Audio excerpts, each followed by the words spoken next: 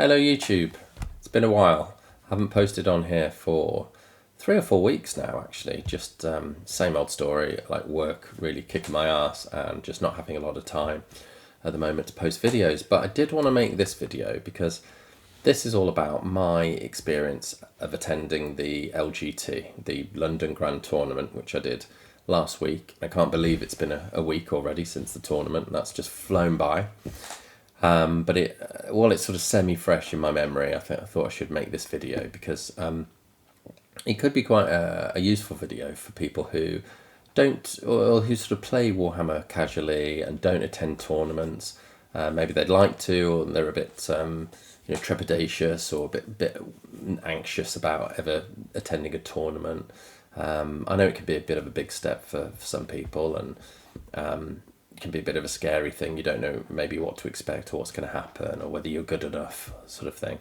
So firstly, I think that this video hopefully will put all those fears to rest, but also, a few things did happen in my games that I think are typical of what you might experience and come to expect from a Warhammer tournament with a load of random strangers. So it might be instructive for me to talk about it. So I'm going to go through and talk about a little bit about what the tournament was like and how it was organised and things like that, and my experience of going there, and actually talk about the games as well that I had. So my biggest problem was that I didn't have an army painted. Now, I wasn't planning on attending the LGT, but my girlfriend really wanted to go. She loves playing Warhammer, so she bought tickets, and so I was going then, wasn't I?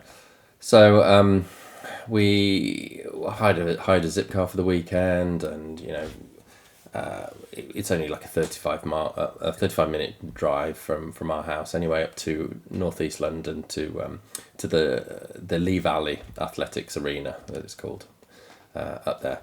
And so that was fine, but the big issue I had was I didn't have a painted army. I didn't have a fully painted army. I'd only bought the Black Templars army and built most of it sort of in the last few weeks, last couple of months really. And I'd been on holiday and working and stuff, so I just haven't had a chance to paint it. So what I did was on the week before the tournament, I got an airbrush for the first time, and I airbrushed the whole army in Abaddon Black, which I thought was a good start. And then a few days before the tournament, I had a guy from a chat group that I'm in come over, and he based everything and magnetised the bases as well. And I bought a case for one each for myself and my girlfriend from Green Stuff World, and it was it's a carry case that you can just about fit a 2,000 point army in, and it has shelves that come out that have like a metal strip on, pressed against, sort of stuck down onto the shelf, so you can then put your models on there and they don't fly around. So it's a really, really good solution for carrying miniatures to tournaments and games. Much better than these sort of foam cases that you see that 9 times out of 10 they'll just end up damaging your models in transit anyway. So that was the first thing. Got the case, got the bottle based and stuff, but I just didn't have any time. I kept thinking, I'm going to paint this army, I'm going to paint it, and it was getting on to like 48 hours before the tournament started, and I thought, I'm really in a lot of shit here. I haven't painted anything. So I ended up just taking Friday off work. I just thought the only way I'm going to get to do this is take the whole day off and just focus on it. So I did that. I was lucky in that I had a friend come over, and he helped me paint. He painted all the white shoulder pads, which took a while because white over black, you've got to put several layers on. And he dry brushed a load of the weapons and stuff, and they look good. So, and then I did all the rest. And I'll put a picture up of the final army anyway, so you can sort of see what we're dealing with. But that's the first thing, because if you're worried that your army isn't good enough, isn't painted to a high enough standard, that you can never attend a tournament like this, don't worry. Just get it tabletop. Just get 3 colours on it. Make it look like you've put a little bit of effort into it. Base it, of course, and then that's it. And you can just play. Nobody is going to judge you for it as long as you've made an effort. And in terms of sort of WYSIWYG, what you see is what you get. Do your best with that. But if there's a weapon out of place, or you've given your sergeant a flamer rather than a plasma pistol, it's not going to make a difference as long as it's not something that's completely out of the ordinary, or all your troops have all different weapons, in your list to what's on them as actual models. It's not gonna be a problem. Your opponent's not gonna probably notice, and they're not gonna care. Okay, so don't worry about that. Just put a bit of effort in. I painted for 14 hours on Friday. Managed to get the army painted and ready, but don't be insane and do that. Just paint a little bit each weekend, and in a few weeks you'll have a proper 2,000 point army, and you'll be good to go to your next tournament. So we drove over on with our freshly painted armies on the Saturday morning, and by the time sort of 9 o'clock in the morning was rolling around, we got there about 8:30. But by 9 o'clock, it was full of just people, just thousands of nerds stood out in the car park, and yeah, it was sort of interesting to see just how many people were attending this event. Now, I'd been to the LGT a couple of years. Well, I went twice. Probably about 2 or 3 years ago was the last time I went, and it's a lot of people. I went because I used to play A Song of Ice and Fire, and I went there to play that, which is still going, and still I went up to see if any of the old players were up there, and spoke to my friend that I did know that was now TOing, and he was saying that it's in a great place. It's a great game, really good. I think it's a better game than 40,000, but so if you're interested in that, I would definitely recommend playing A Song of Ice and Fire. If you like Game of Thrones and you like good miniatures and solid game mechanics, play that. But as well as that, there was A Song of Ice and Age of Sigmar. There was sort of Star Wars and X-Wing, and all these Age of Sigmar, of course, and Heresy, and even Narrative 40K. So there was a lot of games going on. There were a lot of different stalls, and even Games Workshop were attending the LGT, which is I think the first time they've attended like an independent event for quite a few years actually. So they had a proper stall there. You could buy all sorts. You could buy Forge World stuff and rare stuff. The only thing I bought was an event only Gene Stealer called Primus. It's a different sort of type of Primus than the one you can buy in the stores and from GW's website. Pretty cool. Shame I've just sold my Gene Stealer cult army, but it was a cool model anyway, so I thought I'd buy it. But that was it. And they had things like objective markers and notebooks and things that were faction specific. So you had all that. Getting down to the sort of nitty gritty, there was a lot of toilets outside. There was food trucks, a good number of food trucks that were out the back. The only problem with it was that, of course, everybody's really going to the food trucks at the same time. They're going at lunchtime, so it was either dead and you could just get a coffee and a burger and whatever straight away, or you were queuing for 45 minutes at lunch. So maybe they need to sort that out.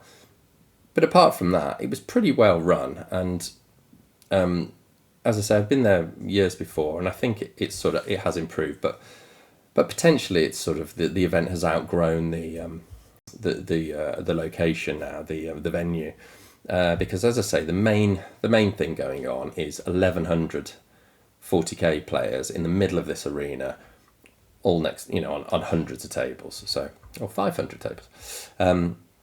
So they're all playing sort of cheek to jowl. You're right up against the table next to you and behind you, and on some of the lower tables, and believe me, I experienced the very low tables, and I'll get to that in a minute. There was no space at all, so you were sort of deploying on the table, and half your army that wasn't deployed was still on the table, and it was all a bit of a mess. And some of the tables hadn't even been marked out properly, so like a few inches of the battlefield was sort of under the table mat of the table next to you, and things like that. So it was all a bit of a squeeze. I think the top tables where the more important games were happening were run a bit better, and it's just a fact that there isn't enough space. So maybe Zach, the guy who runs the tournament, will have to think about maybe getting a new venue next time. But I mean, it is a good venue in terms of size and the amount of parking that's available, but maybe 40k is so popular now that it's outgrown the venue. So, but anyway, apart from that, it was well run, and it wasn't too smelly. That could be another fear that people have got of going to Warhammer events and tournaments. I think in the first day, like during the third game, I suddenly got very hot. It was like I think they turned the aircon off in the on the Saturday afternoon. No idea why they did that. And I got a bit hot, but everybody was okay. There's the odd smelly person, and actually on my Friday morning game, there was someone somewhere around me. I couldn't quite identify who. They might be behind me or on a table near me or something. They absolutely stank, and this is at like 9:15 in the morning. They stank like they, had slept in a ditch for the last week. So you do still get that occasionally, but that's Warhammer, isn't it? But by and large, most people were pretty normal, reasonably hygienic, and were just all right, decent people. So 9 times out of 10, the person that you meet or the person that you play or chat to in the queue for something is going to be just a decent guy like you, who's just into the hobby like you are. There was a bar there, and they were pretty fast moving, so people were drinking, people were having a good time, and just enjoying the games. And so with my games, first off, I'll say, like, I went into the tournament. I'm a casual player. I don't play that much and don't play seriously, so I wasn't intending to do that well. I'd have been thrilled with 3-2. I thought if I can win 2 games, that's the goal. That'd be great. Well, I didn't. I won 1. I actually went 1-4, which is not great, but at least it's not 0-5. But I'll talk about the games now, and it could have gone differently, but it didn't. And there's a few reasons why. But I did not play well, particularly on the first day.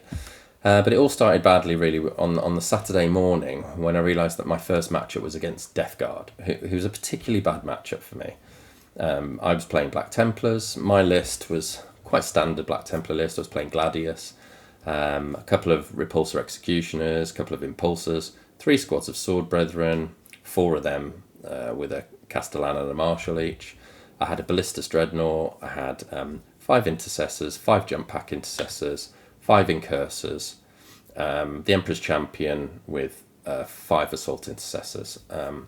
And that was about it. Oh, and I had the obligatory sort of combi weapon lieutenant as well, lieutenant, to do a bit of infiltrating and shenanigans.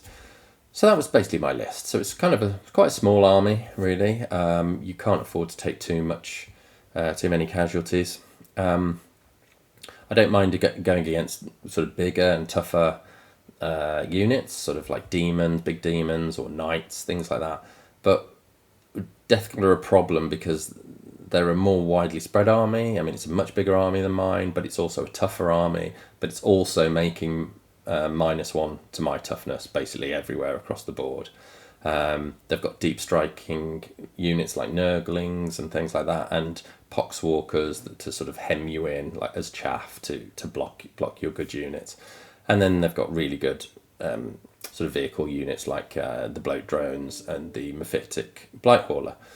It's a good army, and then of course there's probably the strongest unit is the Lord of Contagion with the Terminators. It's what are they? Blight Shroud Terminators. Brilliant unit, very very dangerous unit. So I was not hopeful, but I went into the game, and my first game, my opponent was really nice, like sort of decent, honest, fair guy. The one issue was, and we were playing with a chess clock, and it's the first time I've ever played with a chess clock, so I was very conscious about running out of time. But I was trying to move quick, and I was making mistakes and stuff because I was trying to go so quickly. And then we were getting on in the game. He was winning, and I said to him, "Well, you're getting quite low on time, man. Just to let you know." And he was like, "Yeah, it's okay." And he said, "Well," I said, "Well, what happens when you run out of time? Is that it? You just lose, or like what happens?" And he went, "No. You play passively. You're allowed to play passively." And since the tournament, I now know that what that means is you're allowed to roll saves, and you can score for objectives you're on, but you can't move your models, you can't take new mission cards, things like that. You're kind of out of the game. You've run out of time, and it's your opponent has their time to spend, but you've spent yours. Well, that isn't what happened. So we got to end of round 3. He ran out of time. I had 17 minutes left, but we just seemed to play on, and he was taking mission cards, he was shooting, killing my units, he was deep striking Nurglings, and to score extra points on his secondary missions. A lot. We just played properly. We just sped up and played fast, but we just played, and he won in the end. I've got my scores somewhere here. Yeah, so he won 85-68. So he won by 18 points, and it left me with a funny feeling, because he was a very nice opponent. He deserved to win. He played better than me. His list, I think, was better than mine as well. He totally deserved to win that game, and I don't have a problem. But I did feel like I'd let him win, or I'd let myself get taken advantage of a bit, because I wasn't sort of strong, or I should have. I was uncertain is the issue. I was uncertain how to deal with the situation, and there's some lessons to be learned. Then, if I absolutely knew what happened when one person runs out of time, I would have said, no, you've run out of time, sorry. But because I felt uncertain about the situation, I just let it drift, and then we were just playing, and then he won. And he wouldn't have won, because 2 rounds of him scoring all his secondaries and loads of primaries made the difference. Whereas if he hadn't been able to play, I could have just moved around, just done what I wanted. So although I didn't deserve to win, and he did, I should have won in a way, just on time. So I felt very weird about that and conflicted about it, and it left a bit of a sour taste in my mouth after what was quite a good game. And then we sit down in the break between games, and I realised that my next opponent, according to the app, the BCP app, is Death Guard again. So I'm like, for fuck's sake. So I've got Death Guard again. I've got the same problem, same matchup as I had, pretty much. Almost the exact same army in my second game. So I'm a bit dejected about that. So going to my second game, and I play a guy called Chuck.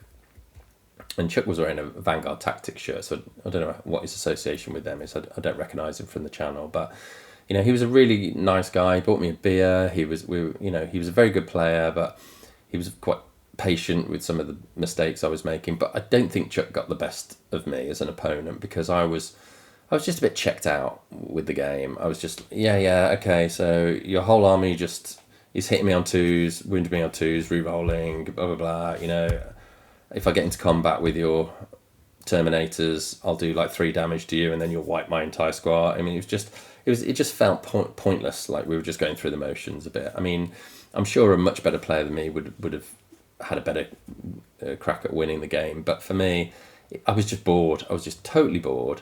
The one entertaining bit of the game was when Chuck suddenly he was checking his phone. He went, yes, and I went, oh wow, what's happening? What's going on? And he went, oh, my football team's winning. And I went, oh well, who do you support? And he said Crystal Palace.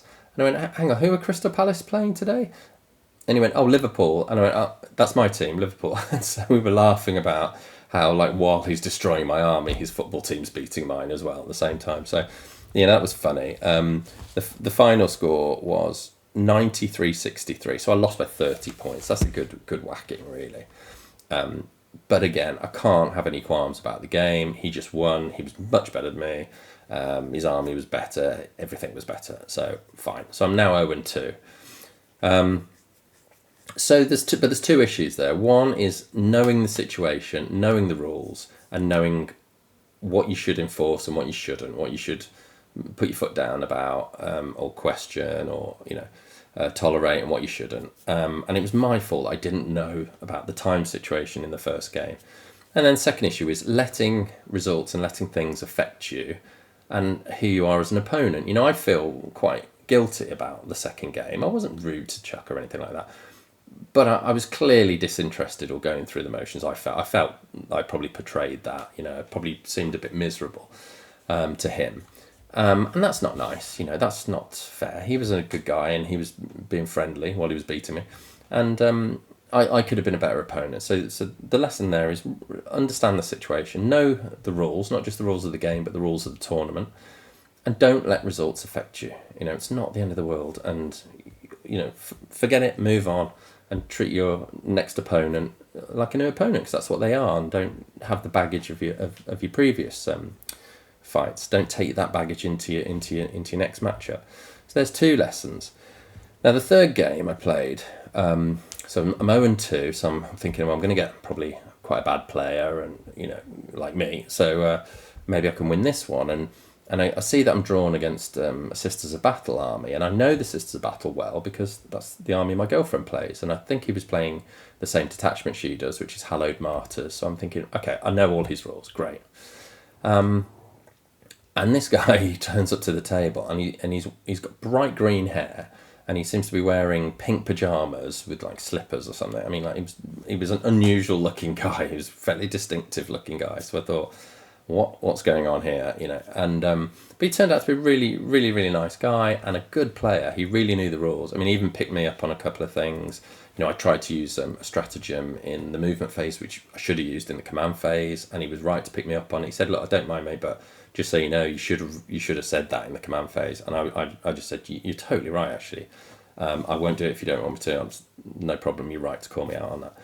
And he knew his rules, and he was a good player. And the first thing that happened in the game was he pulls two cards. He starts and pulls two cards, and it's Area of Denial, and I can't remember what the name is. Something like Display of Might. It's the one where you just have to take an objective in no man's land.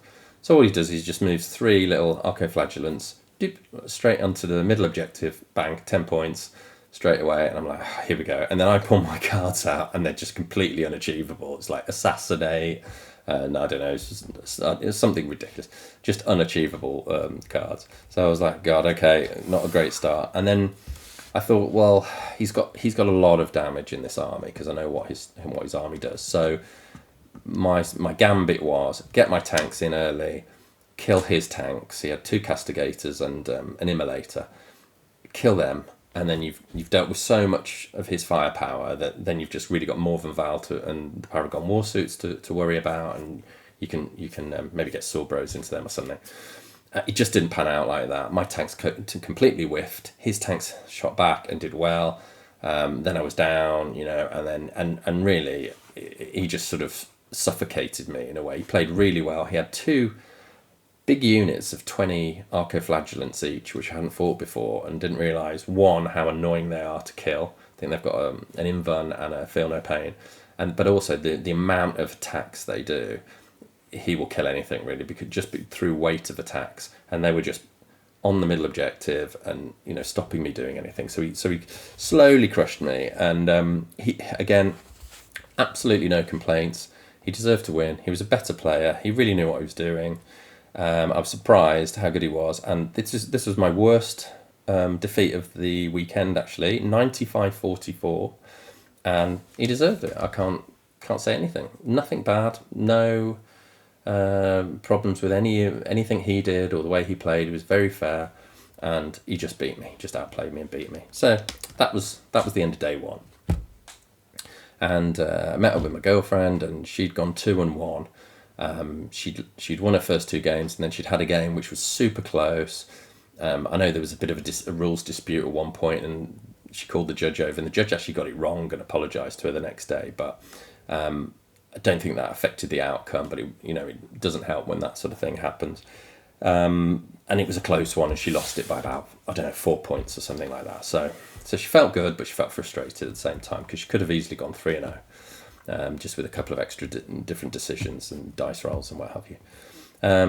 But the first 2 opponents, she pretty much dealt with them, just tabled them in 3 or 4 rounds.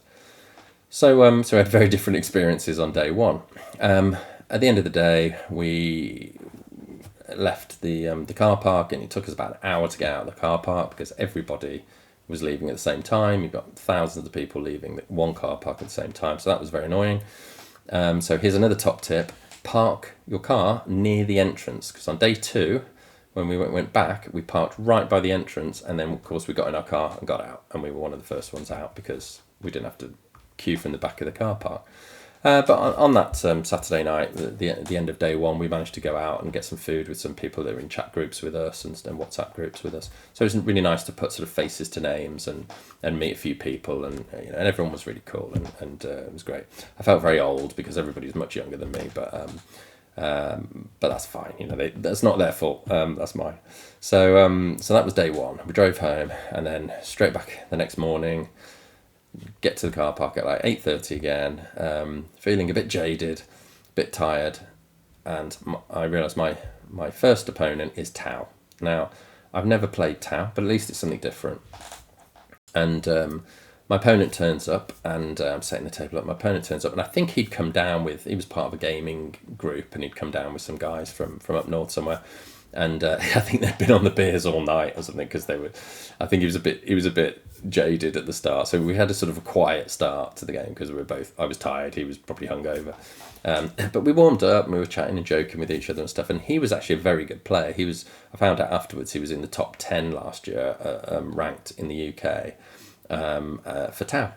So he really knows his Tau army, always plays Tau, and is very good player. And the only reason he was down on the bottom tables with me was because he'd won his last game and his opponent hadn't submitted the score.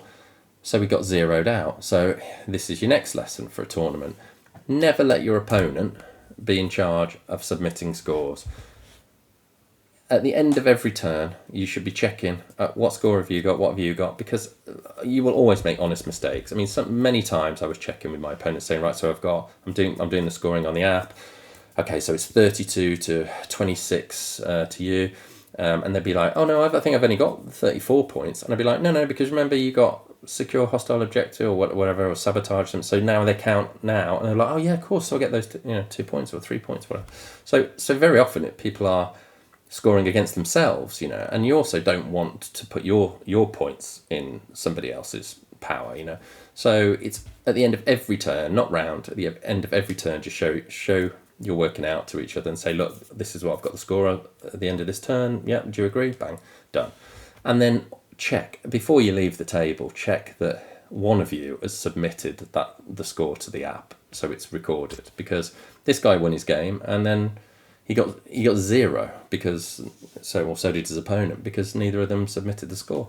So that's another lesson. But anyway, but we played this game, and I made a bit of a mistake in hindsight, in that he said, oh, do you know much about Tau? And I said, look, I'll be honest with you, mate, I don't know anything about Tau. I mean, I know from previous editions of 40k that Tau is a very shooty army, so I'm expecting you to shoot at me, but I know nothing about Tau, so I'm relying on you to be honest, and I'll be honest about my rules. And he said, yeah, that's fine.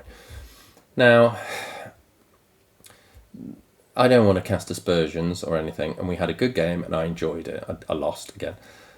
But there were a few things that, looking back, have niggled me a little bit about this game. So, firstly, he had 5 units of breachers, and they were firing at me from inside of terrain, just firing at me.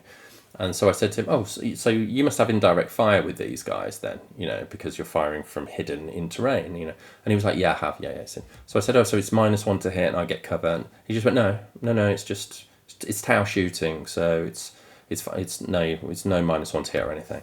I was like, oh wow, okay, that's pretty good then. And I left it. Again, I shouldn't have left it. Should have made sure, but I just left it. I thought he was being honest. And then another time, he bought this big flyer, which was, I haven't actually played against any aircraft in 10th edition. Haven't seen one in 10th edition, I don't think. And he bought this thing called a tiger shark, which is like a small manta ray. It's this big thing, and he brings it on at the end of round 2, or end of his movement phase in round 2, and it can't shoot. I don't think the first round it arrives, but then it can. And then he's shooting me at the end of round 2, or in his shooting phase of round 2, and he says, "Oh, I've got sustained hits on all my shooting stuff." And I said, "Well, how do you get that? How have you got sustained?" He said, "Oh, it's my army rule. It's my army rule." Well, I had a quick look, just a skim of the army and the detachment rule before I went into it, and this army rule starts from the 3rd round.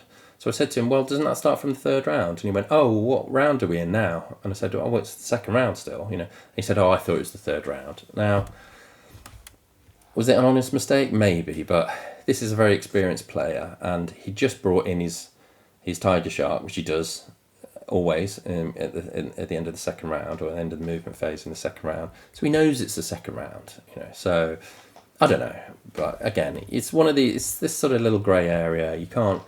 I don't want to accuse anybody of anything, but it would be an odd thing to not realise that this is your 2nd round, your 2nd turn of the game now, not the 3rd. Okay, and it makes a massive difference if your whole army has sustained hits or not. And then the third thing was when he finally started shooting this tiger shark thing. It does a lot of damage. It's got loads and loads of guns, but then it also has 6 what's called seeker missiles, and they're like hunter-killer missiles. If you know what hunter-killer missile is, like it's the Imperium version. Well, this is the Tau version. 6 of them. It's like 40 odd damage potentially if he rolls hot. And so I said, well, God, wow, okay. And he said, yeah, like hunter-killer missiles. And I said, so you've just got, these are just one shot, you're just going to hit me with this one. And he was like, no, it's every round. Like, it's just one of my guns, I get it every round.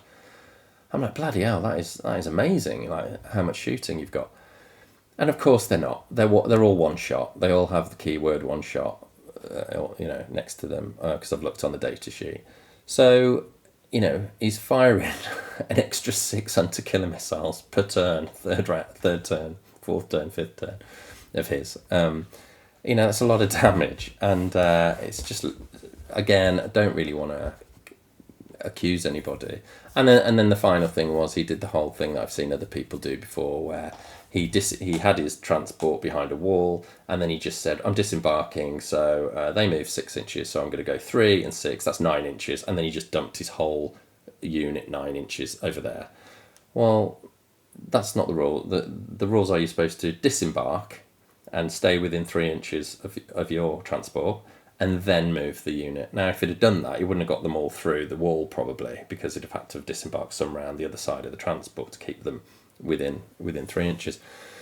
So all of that, I mean, I'm not saying that swayed the result at all. I still think he probably would have won. I mean, we had a good game. I killed a lot of his stuff. He killed a lot of mine. Whatever, and he was a good player and stuff. So, but afterwards I had a bit of a bad taste in my mouth, despite the fact I'd enjoyed the game with him, and I thought that was a shame. Like, meet someone, you play a good game with them, you have fun, and then afterwards you're thinking, did this guy cheat me? And I don't know whether he did. I really don't. But as I say, it's quite a few mistakes to make for such an experienced player. So anyway, the point is not to like accuse or say somebody's a cheat.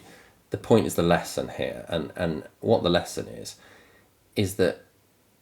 check your opponent's army, firstly, properly, read through it properly, and also if there's anything that you're not sure about, or if they say, oh yeah, I always have an invulnerable save in, blah, blah, whatever it is, if you're not sure, just ask them to show you the rule. Just say, oh, can I just check that? Because if I'd have said to him, can I just check your data sheet and have a look at this tiger shark? It sounds amazing, but it almost like sounds too good to be true. And then he just shows me the data sheet. I would have gone, mate, they're one shot. That's one shot per battle, And then he would have gone, oh yeah, of course they are, whatever. But he couldn't have carried on, if I'd have just pointed it out.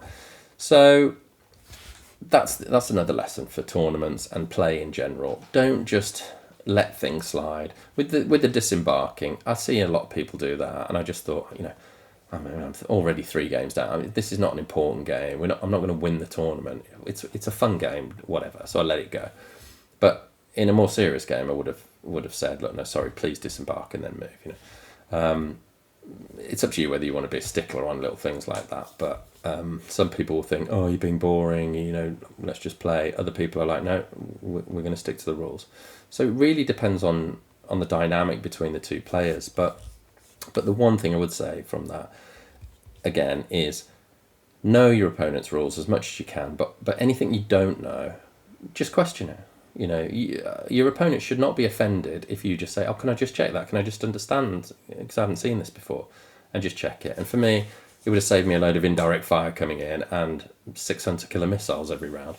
So do that. And that's probably the final lesson. And then I had my last game though, and I'm trying to think of another lesson to take from this. But I suppose like give your opponent a chance, really, because as a person, because my last game at 0-4, right down on the bottom tables, was against a guy who turned up, and I'm setting the board up, and I think, bloody hell, this guy looks young, and he's 15 years old. So basically, I'm playing a child, right? This guy called Jack, but he was a really lovely kid. I didn't have any problems with him. He didn't do anything that could be perceived as unfair. he played totally straight. He played, he played to his best. We had fun. We chatted a lot, and he was giving it his best, but he was totally fair, not trying to pull any funny business or anything. But in the game, I thought, well, Jack, I'm sorry, you might be a child, but I'm 0-4, and I can't leave here without a win. So I'm afraid you're getting it. No mercy, So he was playing Imperial Knights, and I hadn't played Knights before, but I played Chaos Knights once before, so I sort of knew a bit what to expect. And I thought, well, my plan is just to try and draw him out first round, and then try and kill as much as I can.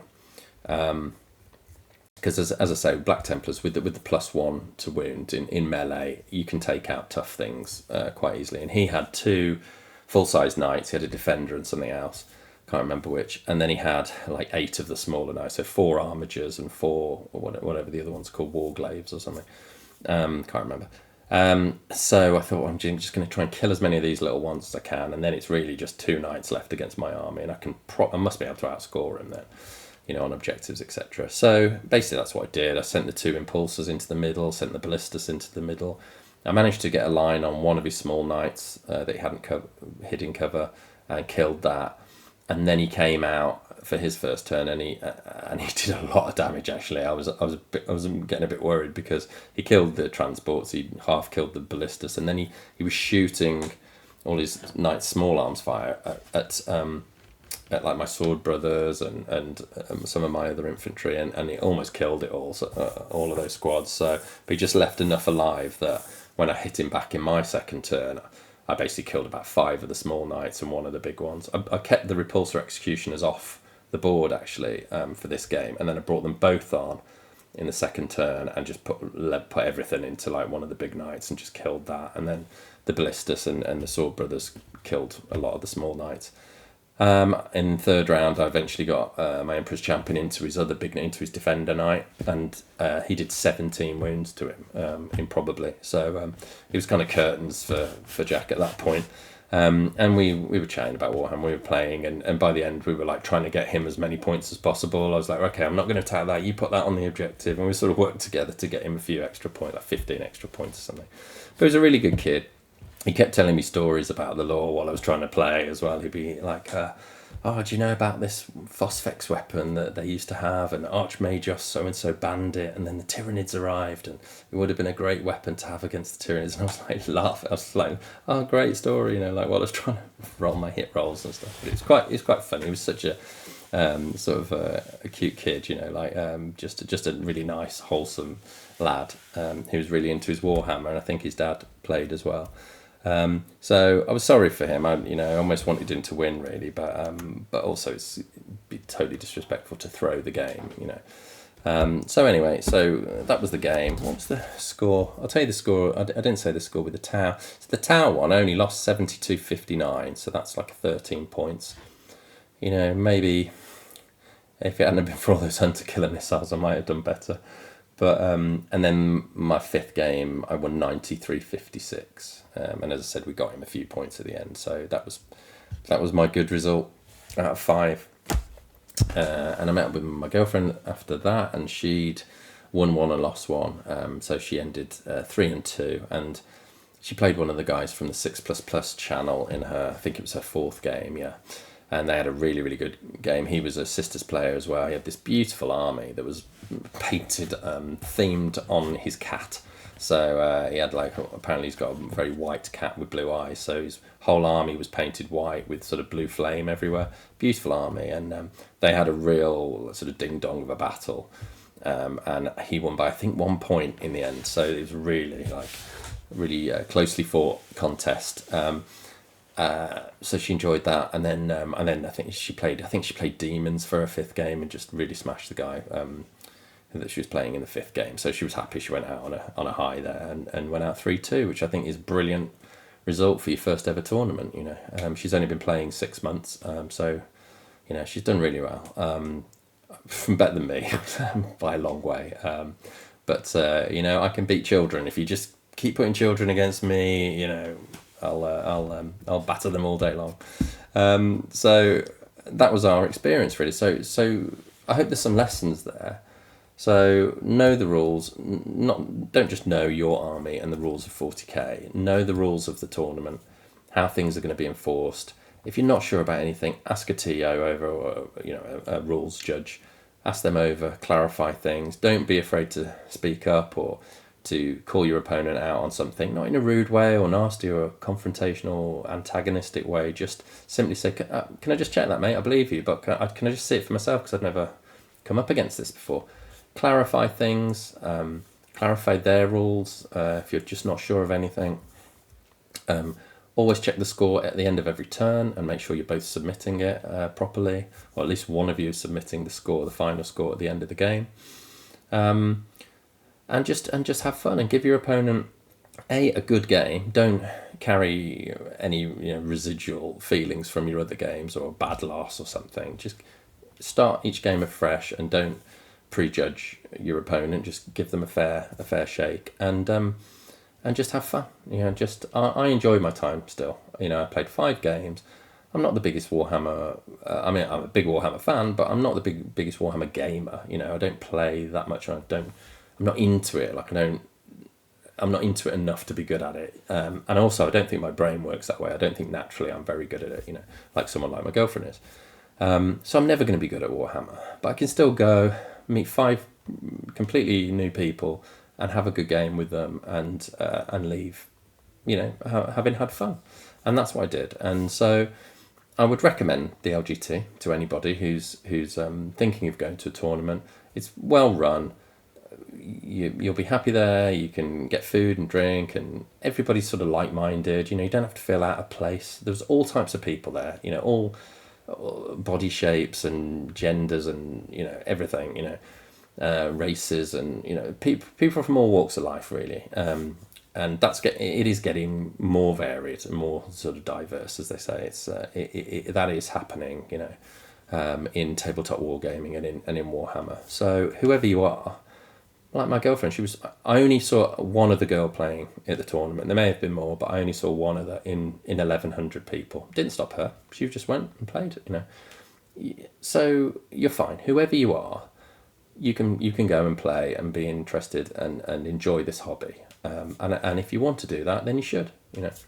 I saw lots of girlfriends sort of sat in the stands, sat in the chairs, just on their phone all day or whatever. Why weren't they playing? They could learn the game and play if they want to. But there's nothing stopping you, whoever you are, from attending a tournament. Maybe start with a little local tournament, sort of dip your toe in the water, and then maybe move up to bigger ones, grand tournaments, and the LGT maybe next year, or just go to the LGT as your first ever tournament.